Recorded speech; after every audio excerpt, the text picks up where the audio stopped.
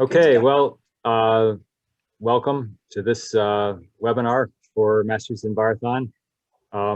Today we have Britt Crow-Miller, who's new to the Massachusetts Envirothon. She's faculty at University of Massachusetts Amherst in two departments. She's in geosciences and she's in the Department of Environmental Conservation. And she has a broad background in geography, which is very cool from my perspective. I think geography is just the best discipline for environmental studies, but that's just me. So her wide focus is on environmental politics and sustainability, and she focuses on water resource management. She has experience both on this continent and in Asia, and she also is a real educator. She founded City Wild, which is a nonprofit organization that focuses on inspiring curiosity about nature through fun exploratory activities for kids and families. So we're really lucky to have her with us. We're looking forward to her involvement and being a key connection between the Massachusetts Envirothon and UMass Amherst. Her topic today is bringing justice and equity into the picture, water management and climate change. Thanks, Britt. Thanks, Will. So happy to be here and to be engaged with Envirothon here in Massachusetts. I will share my screen. Here we go. So yes, Will gave me a bit of an introduction there. Thought I would just speak to that for a minute to give all of you as high school students a sense of what it means to be an environmental social scientist. So it means that I look at the human side of environmental issues, including issues related to water and climate change.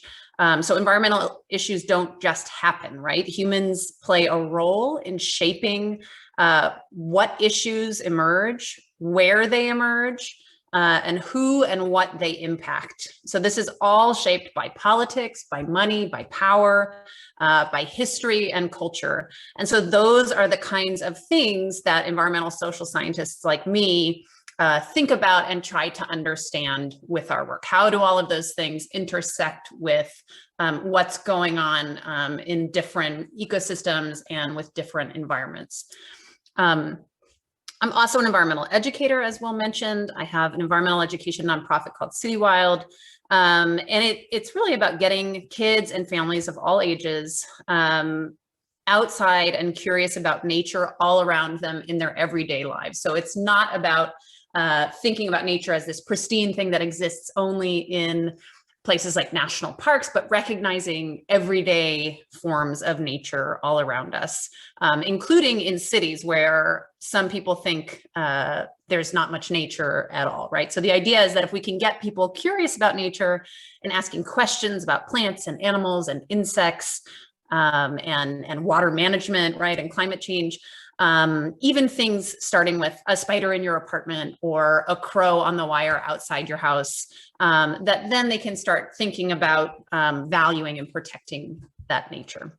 So that's just a little bit of background on me and kind of what it means to be an environmental social scientist and then an environmental educator. So the current issue for Envirothon this year, as all of you know, because you've been working on your projects, is water management and climate change. So your teams are all exploring water issues in your home communities, from issues related to water supply and wastewater and stormwater and sea level rise, agriculture, all of these things, and how these things are beginning to change as climate change accelerates and its impacts start to ramp up here in Massachusetts as they ramp up all around the world in different ways.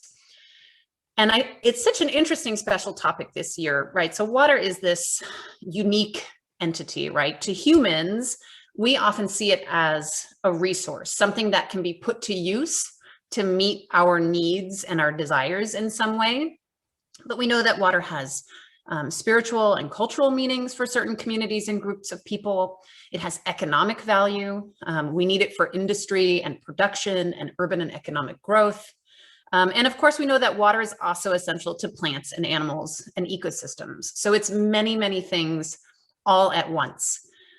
And water management ultimately is about how we as humans decide to put that water to use. So it's about who or what gets access to water, how much water, what quantity or what quality of water, and for what uses. So it's really impossible to think about water management without understanding the power dynamics behind it and asking questions like, why is that group of people getting access to water to use for agriculture, but that other group over there is not, right? For example, or why does that group of people get clean water and that group of people doesn't get access to clean water? Why do those ecosystems not have the water they need to thrive, right? So there are all of these trade-offs and decisions that are made, and there is power and politics behind those decisions. Okay, so we often find that water is put to use in narrow ways, in ways that do not recognize all of those different uses and values, and different ways in which water is important. So its value is often seen only in very short time scales, right? What can this water do now? Not about thinking into the future. It's often only seen in terms of value in monetary or economic terms, right? So this is a kind of very narrow management. Human uses are prioritized above ecosystems, animals, and so on, who have no way to articulate their needs and therefore have no rights or say in how water resources are managed. And I wanted to share a link in the chat. Maybe I'll share it after the talk, but there is a really excellent TED talk that I can point you all to about this kind of radical concept of personhood of water by a native scholar named Kelsey Leonard. So I'll share that link, but I encourage you to take a look at it and think about what it would mean if water was able to have rights the way that people are able to have rights. And that sounds quite radical, but when you step back and think that actually corporations are granted personhood, why would it be so challenging to do that same thing for something like a river? And in fact, there are countries around the world that are doing this. So there's this inequity in power with human uses of water being prioritized above what ecosystems need, and about economically productive ways of using water being prioritized above ways of using water, or in some cases not using water, leaving it alone, that don't generate economic value. But there is another big inequity that we need to be paying attention to always, but especially as climate change ramps up, and especially in terms of water, which is so fundamental to human well-being. And that is related to inequities among different groups of people.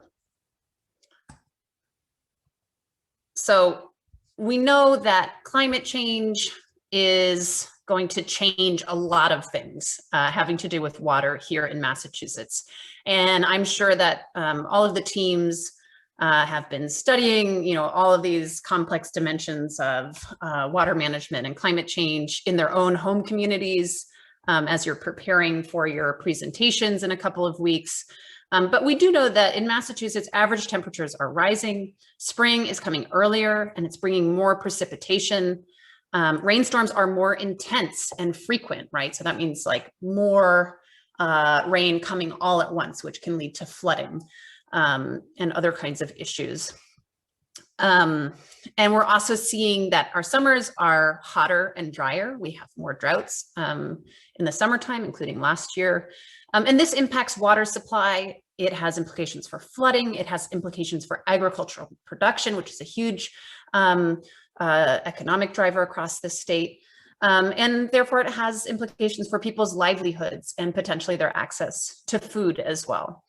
And we know that in coastal communities, sea levels are rising, coastal waters are warming and growing more acidic. So you can see in the upper right-hand corner of your screen that the average change in ocean temperature over the last 120 years or so has been pretty dramatic in the Northeast in particular. So that's certainly something that we should be keeping an eye on with climate change here in Massachusetts.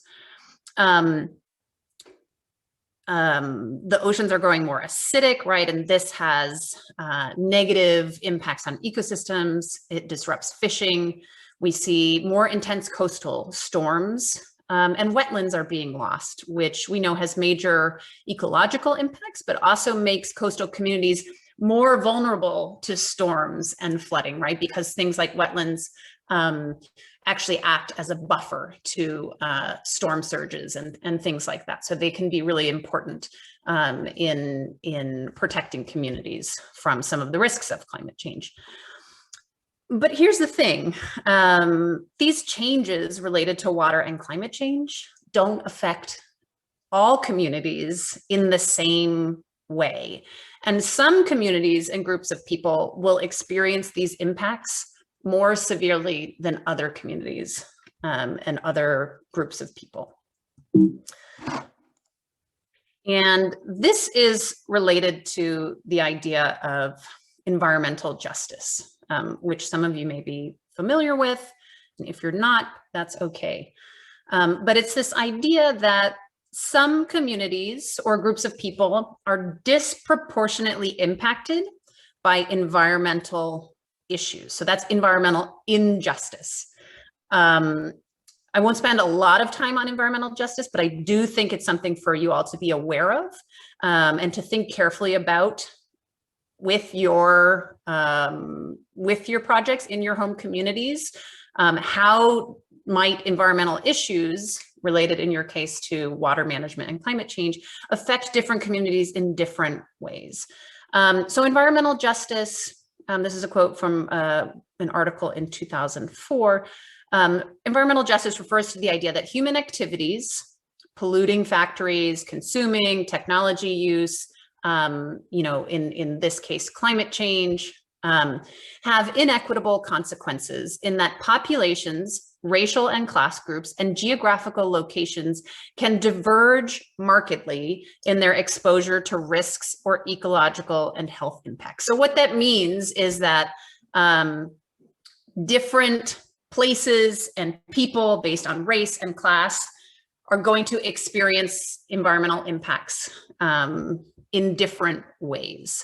And environmental justice is about ensuring the proportionate distribution of environmental risks, so the bad things and the risky things, but also about ensuring that there's equal access and equitable access to environmental goods and services or the benefits that come from the environment. So it's really about certain populations having more of a burden placed on them, right? And this is rooted in a history of environmental racism in the United States. So the environmental justice movement started in the 1980s in the US when certain communities were experiencing negative health impacts due to industrial waste and industrial pollution. But the United States government was only compensating or paying white communities to move to a new place, right? So there was this famous case of Love Canal, which you might be familiar with from your history classes, which was a predominantly white community with a toxic dump site. And they said, we can't live here. This place is toxic. And the EPA, the Environmental Protection Agency, agreed and paid those people for their land so that they could leave and go somewhere else, right? But meanwhile, the same thing was happening in poor Black communities around the country, and no one was compensating them. And in fact, we know that it's much more likely for poor communities of color to be located near industrially polluting factories or near highways. There's a very strong correlation, particularly in the state of Massachusetts, between race and access to green space. So it's something like 94, 95% of white residents in Massachusetts have access to green space, a park, let's say. within a reasonable distance of their home. And meanwhile, if you're looking at communities of color in the same state, it's closer to 12 or 15% of people that have access to green space. So environmental justice issues are very much alive in the US and in Massachusetts. And they're very much alive when it comes to climate issues. And some people have even taken the phrase environmental justice and started working it in to climate change specifically and referring to climate justice issues. So that might be something for you all to explore a bit more. So environmental injustice, again, is this uneven distribution of environmental ills. It places more of a burden on particular groups, usually marginalized groups, poor groups, communities of color. But it's also about unequal opportunity to participate in environmental decision-making. So with climate change, these things are really important, right? The impacts of climate change should not be borne more heavily by certain groups of people or by certain places just because of things like income or race or ethnicity, right? That's not fair. That's not just. So that's not environmental justice. And then back to that second piece about decision making. So as decisions are made about how to prepare for climate change and how to adapt to the impacts of climate change, right? Again, these things like sea level rise or changes in precipitation that impact agriculture. It's really important that everyone has a seat at the table, that all communities, Black and brown communities, poor communities, coastal communities, communities that rely on fish and agriculture for their livelihoods, that all these members of the larger Massachusetts population have a seat at the table and have their voices heard as management and adaptation strategies are developed. So to tie it all together, I want to talk about one more concept that I think might be useful for you as your teams continue to build their cases. And this concept is called adaptive capacity. And it sounds a little bit fancy, but it's pretty simple. And I think it's a useful one given the special issue for this year. So adaptive capacity is the ability of a system, in this case, a community, to adjust to changing conditions or stresses. So it's very much related to issues of justice and equity, though it's not always immediately clear how. So let's say that there are two communities on the coastline here in Massachusetts. Both of them are equally exposed to sea level rise, right? Which is one water-related impact of climate change here. So look at the two communities on the screen, right? These are a few miles apart. One is on the waterfront in Boston. On the bottom, it's a luxury condo with other, waterfront development, very expensive, right? And the other is Chelsea. You can see Logan Airport in the background. They're both at risk from sea level rise. But looking at these two communities, right, and knowing that one is very well off and one is one of the poorer communities in the state, do you think they will be equally impacted by the risks associated with climate change? Right, the answer is no. And what is going to determine how those communities deal with the impacts of sea level rise when it comes, and it's on its way and already happening, is adaptive capacity, right? Again, the ability of a system to adjust to changing conditions. And there are several key factors in determining a community's adaptive capacity, right? Economic resources. If a community has more money, they're probably going to be able to invest more in developing things that will help them deal with climate change related issues and water. Technology, things like levees and dikes, or different, let's say from an agricultural perspective, let's say you need more drought resistant seeds. That's a technology. That seed, that genetically modified seed that can grow under drier conditions, is a technology. Which communities will have access to those kinds of technologies? Information, knowledge, and skills.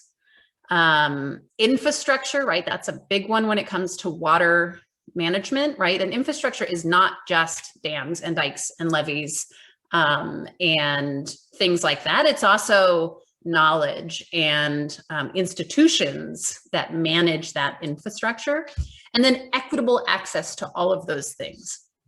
So, if this idea of adaptive capacity still seems a little bit fuzzy to you, you can think about it related to COVID if you want, right? So if you have, let's say, two different countries, both experiencing the same shock of the COVID-19 pandemic, their ability to deal with those changing conditions will be very different depending upon all of these things, right? So right now on the technological front, the vaccines are a technology, and not everyone has access to those, right? So there are a lot of poorer countries around the world that really don't have any access to vaccines at this point,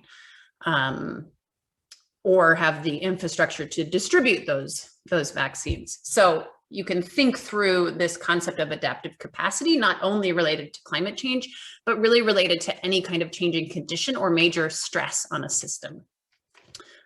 So it's a useful concept. But I want to give one specific example related to water management and climate change.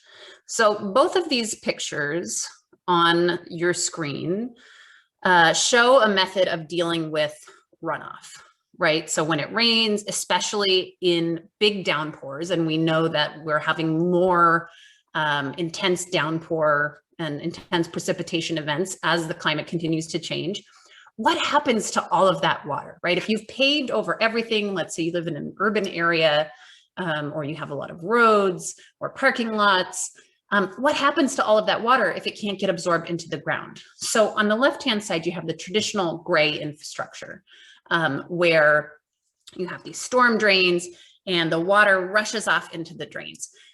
Now, the problem with that is with these intense rainstorms now, where all of the rain is coming in a few storms rather than spread out in a bunch of smaller storms, that the gray infrastructure, the sewers get inundated with a lot of water all at once. And that means that they can actually overflow and back up into rivers and water sources, which is a big problem, you can imagine.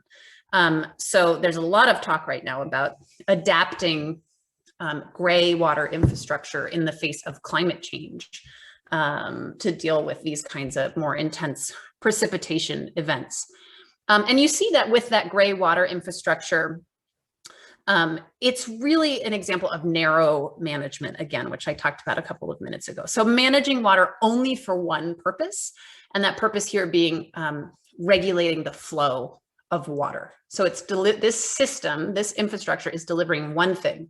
It's delivering the regulation of water flow. But then on the right, you see this example of green infrastructure for water management.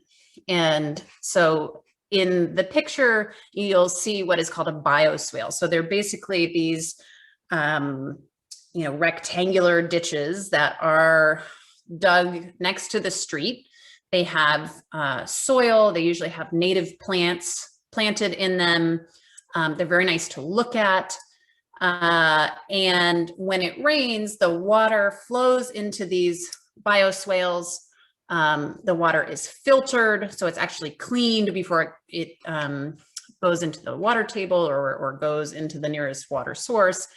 And so this is an example where there's not one thing being delivered related to water management. There are many, many things. So there's an educational value, right? People can stop and look at these things and ask questions about them. There's an aesthetic value. They look really nice. They provide habitat for birds and insects and maybe other small animals. They contribute to biodiversity, right? If you have native plants and you're adding green space to the city, they help regulate air quality. And there are pretty strict regulations in many places about what kinds of plants can go into these things, so that they can contribute to all of these different pieces of the star that you see here. Water quality regulation, right? So they filter the water. Thermal regulation. If you're having more greenery in cities and less paved surface area, your cities won't be as hot. And then carbon sequestration as well. So there are many, many more benefits to something like a green wastewater management system versus a gray wastewater management system.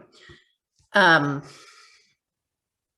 the green system enhances the adaptive capacity of a community to deal with some of the major issues of climate change, right? So all of these different pieces of the star help make that community better able to adapt to climate change.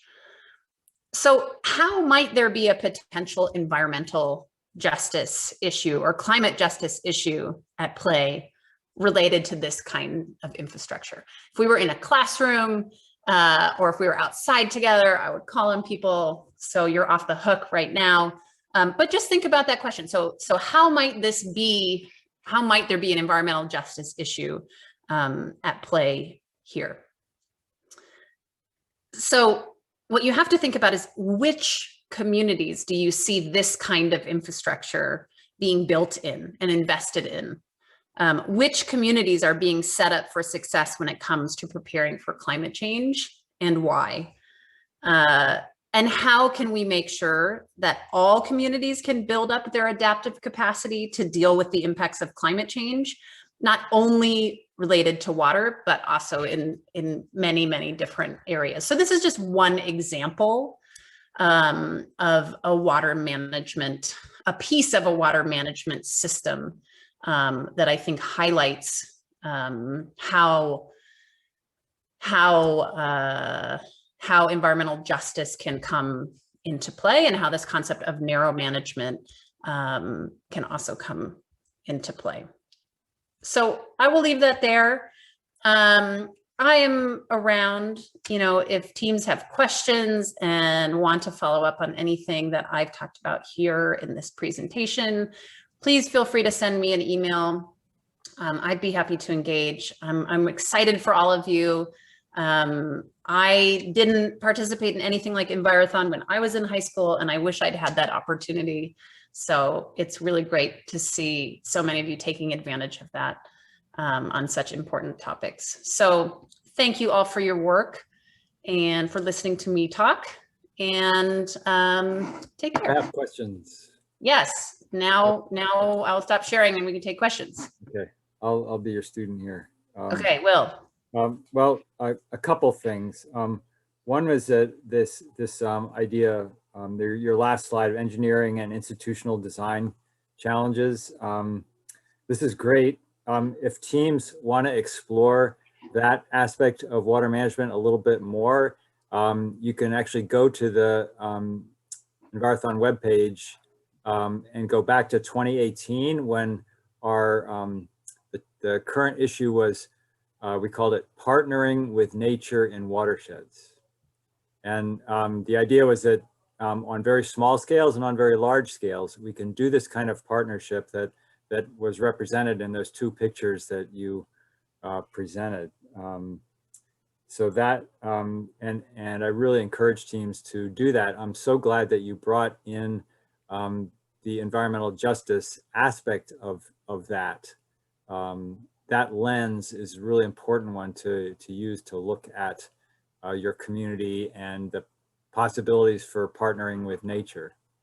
So that's a plug for that particular approach to this topic. The other thing I wanted to ask about, because we have been using the term resilience, and you use the term adaptive capacity, and when people go out in the community, they're going to probably hear those two and other things too. So it'd be helpful, I think, for people to hear a little bit about why you use that term. Is it resilience, or is it something different? And in general, what to listen for when people talk about this concept. Yeah, thanks, Will. So adaptive capacity is something that contributes to resilience. So I would say you can't have resilience without having adaptive capacity.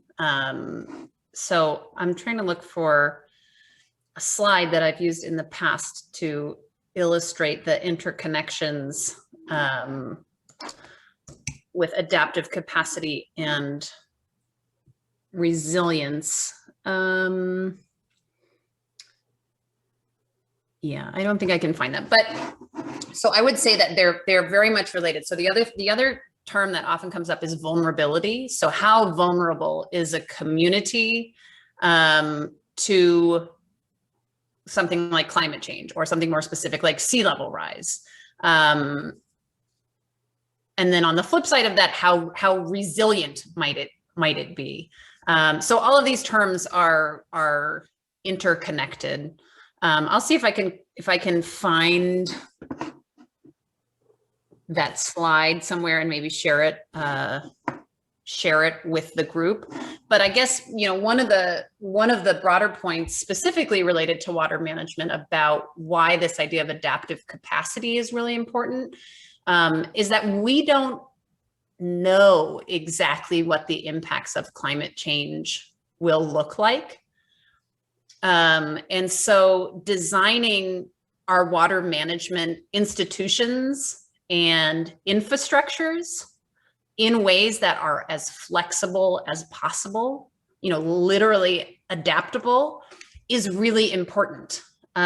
So, you think about building, let's say, a dam project, which is a type of water management or a system of water management. It's literally made of concrete. It is the opposite of adaptable and flexible. Once you built it, you're stuck on that path, right? So we call that technological lock-in. You've locked yourself into this path because the system has spent, millions or billions of dollars building this very rigid infrastructure.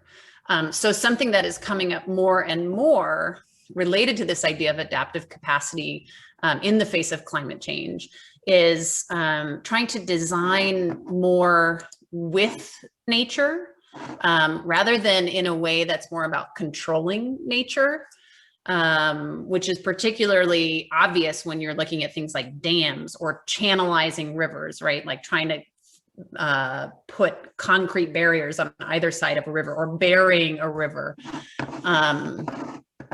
So I think, this idea of adaptability is really important in the face of all the uncertainty around what exactly the impacts of climate change will look like on the ground. That's very exciting. This idea that we don't know what climate change is going to bring. I mean, that's scary as well as exciting. But it really brings home the need for flexibility and the need for a variety of approaches and ideas. And that I often hear that as a really important reason why we need to include all communities in all perspectives as we plan. So it's another really important aspect of environmental justice is we're not going to be able to plan effectively for for the future if we don't include everybody's voices and perspectives. Exactly. So people should also know or be reminded that we have a special partnership with the or we've had a lot of support. Let me say that from the state's municipal vulnerabilities preparedness programs. This is a program that's in every it's in nearly every town in the state. We have groups of people, and they're really trying to reach out. In fact, they're really trying to reach out to youth, because youth is an underrepresented group, and they are trying to plan and think and focus on what the most important issues and crises are in that community that need to be addressed. So if, you know, I don't want to call it a shortcut, but a really quick way to get a fix on some of the opinions about water management and climate change in your community would be to contact the Municipal Vulnerabilities Program. And we have, Britta can help you do that. We have a previous webinar about that. I don't know if you've had a chance to get to know them yet. Britt's brand new to Massachusetts, and well, actually, I don't think you're brand new, but 10 months in, but I don't know what any people in Massachusetts look like without masks. except on Zoom. Except on Zoom. That's right. Yes, Will, there were 2 points in there that I wanted to, you know, your points triggered 2 things for me. The first is just this broader point about climate change as a global environmental justice issue. So the countries that are doing, you know, emitting the most CO2 and other greenhouse gases are not the countries that will be experiencing the worst impacts of climate change. So, you know, again, we see this uneven distribution of negative impacts on more marginalized groups. So poorer countries bearing the brunt of the impacts of climate change, while the richer countries are the ones doing most of the greenhouse gas emitting. There was a second point in there, but I think I may have already forgotten it, but maybe it will come back to me. So any other questions? Britta, I see a lot of I'm gonna let Sue in here. Okay. Give me 2 seconds. And there's 4 of us. Sue could do video and I could too, right? And yeah, you can makes a both little turn your more video on. Absolutely. fair and There we equitable. go. Can you, oh, I can't, can you? Right, am I not We can video? hear you, We Sue. can hear you, Sue. You can hear me, okay, I don't know why the video's not working, I'm not sure, sorry. Because there's no, oops, unmute, okay, I'm unmuted. All right, sorry, I don't know why the video isn't working, but anyway, so welcome, that was a wonderful talk, Dr. Miller. So I'm Sue Moore, a veteran coach from way back, and actually 2001, we had stormwater management as a problem. And we did that in Boylston. And actually 5 years after that presentation, we finally got something built on the plan that we had made, which is on routes 140 and 70, because of brake linings falling in and going down into a bog. But just recently with Broad Meadow Brook at Mass Audubon, I've been doing an online course with Lisa Carlin at Broad Meadow Brook with the Worcester Public Schools, 4th and 5th grade, talking about climate change. And we talked about all the different things that you mentioned. Of course, we spread it out over a few weeks, there's a lot. But the environmental justice issue is, you know, particularly important to me just because of climate change. I'm, aware of all the effects it has, and obviously unfair on people that are not causing it. They're having the deleterious effects of, their islands in the Pacific being overflowed, or coastal storm damage in other countries. And the environmental justice that you mentioned, I did put in the chat, but the United Church of Christ, of which I'm a member, I'm involved in the environmental justice groups in the United Church of Christ.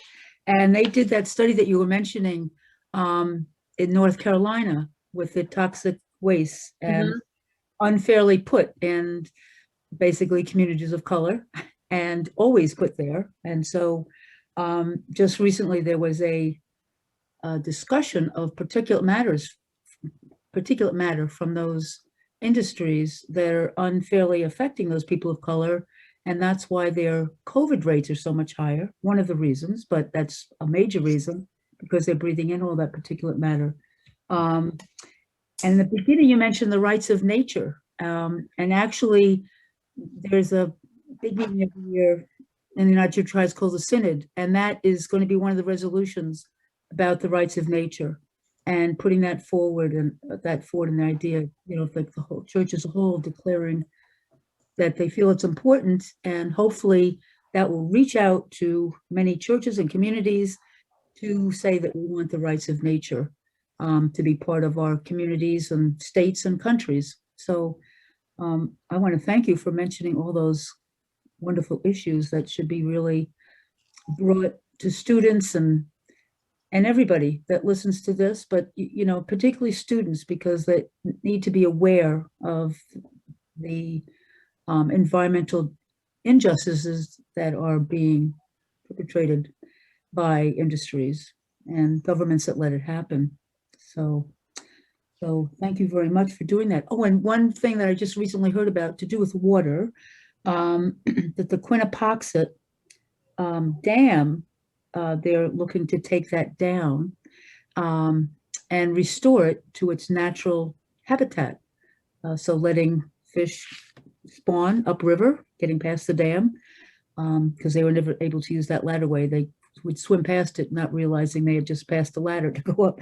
So that's nice, just to be aware of all the things that are still happening around our community. So Thank it's you, a wonderful topic, and hope we do many more like this with water. That's an important topic. So thank you. Thanks, Bree. Sue. I'll put into the chat the link to the TED Talk by the native scholar, Dr. Kelsey Leonard, that I mentioned. It's called Why Lakes and Rivers Should Have the Same Rights as Humans. It's only about 10 minutes long, but it's really interesting, provocative piece, just to kind of get your wheels spinning about, what that might look like. And on the topic of dam removal, it's a really interesting one. I came from out west, where dams in Washington and Oregon and California are starting to be removed, several decades after they were built, because there's a recognition now that if you only value a river, let's say for one purpose, and that's hydroelectric power generation, you're destroying the possibility for all of these other values, including ecological values. So it's interesting to hear that might be happening here in Massachusetts as well. I didn't know that. So thanks. Sure, I think it's a DEM. I think that if we have if we want to grant rights to nature and natural systems, we need to be careful about who is determining what those rights are, because I, as a wealthy American who has made it, I can say that that river has a right to run free when it may be affecting somebody else's community in a way that's not helpful, that's actually makes it difficult for them to live. That's an unequal thing. So that's going to be a really interesting challenge, I think. I'm really interested to see this video because it's a indigenous person, I think, who's telling the story, and certainly we expect that kind of worldview from them. But how do that? I'm really looking forward to seeing it. Yeah, that's a really interesting point. So it reminds me of the research that I've done in China related to water management and development, right? So the goal is to grow big cities and big industry so that your economy is strong, and you can use that money in theory to pull people out of poverty, right?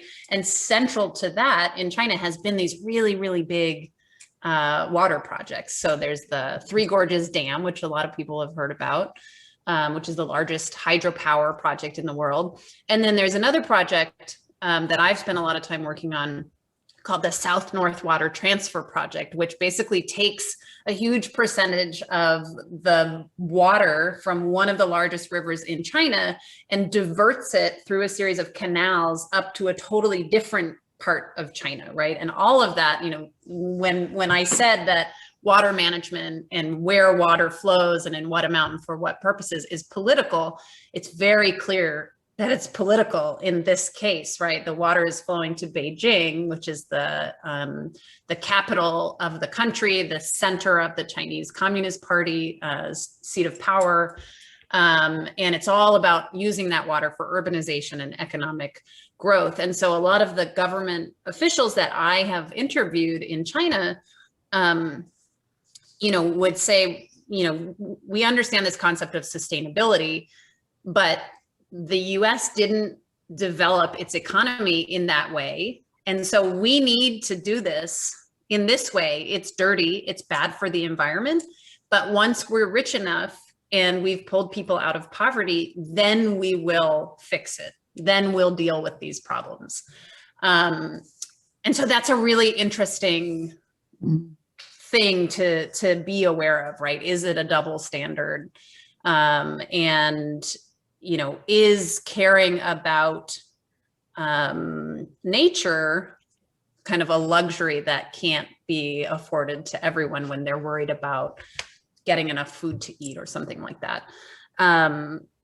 So I think, you know, making sure that we are having a longer term view, right? I mentioned this idea of having a very short term view of goals around water management, and having a broader view rather than just this narrow perspective on how water can serve people, and broadening that not only to certain people and certain interests, like just economic interests or just wealthy white communities, you know, but broadening that out as much as possible, I think is really important.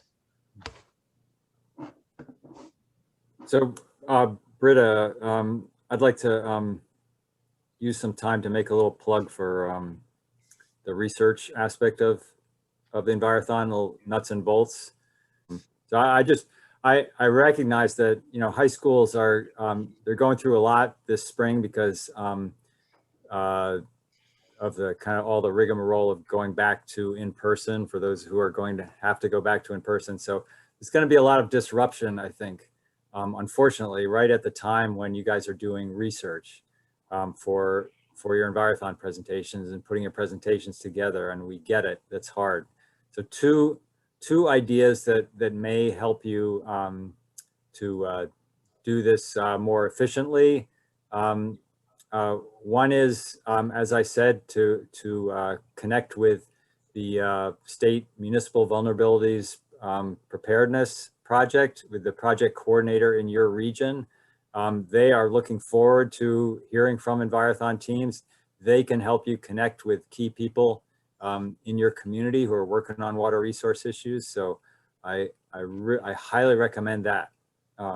Second thing, the community research checklist for the Envirothon Community Awards. It can also be a really helpful resource for helping you plan your research a little bit more systematically. And that's available on the webpage. For both these things, I'd be happy to take emails from teams and coaches as to how to approach this. We really want to give you a chance to do the best you can, given this really difficult situation in the next month or so, and hope that you can keep Envirathon as one of your priorities, because we have a lot of people who are really looking forward to seeing those presentations. So that's all I had to add for that. I'm happy to talk with people more if they have specific questions. Awesome. Thank you, Will, for that. And thank you so much, Britt, for doing this talk for us this evening. Very cool to hear about this. And I know that teams will be interested to learn about it. Thank you for having me. It was great. Okay, so